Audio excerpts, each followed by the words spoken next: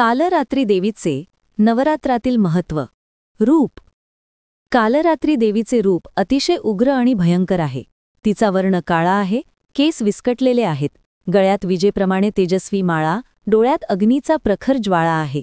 ती गाढ काळ्या घोड्यावर आरूढ असून तिचे 3 डोळे आहेत.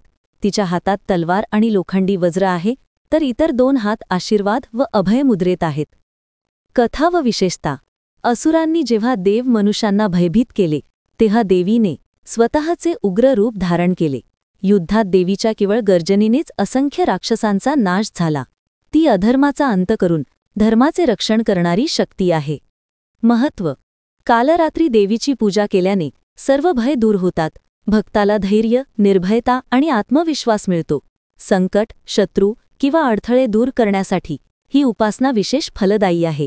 या दिवशी पांढरा रंग शुभ मानला जातो, कारण तो शांततेचे प्रतीक आहे.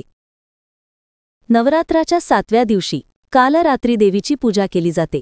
तिचे रूप उग्र असले तरी ती भक्तांचे भय दूर करून त्यांना धैर्य आणि आत्मविश्वास देते. ती शिकवते की अंधकार कितीही गडद असला तरी सत्याचा प्रकाश कायम विजयी ठरतो.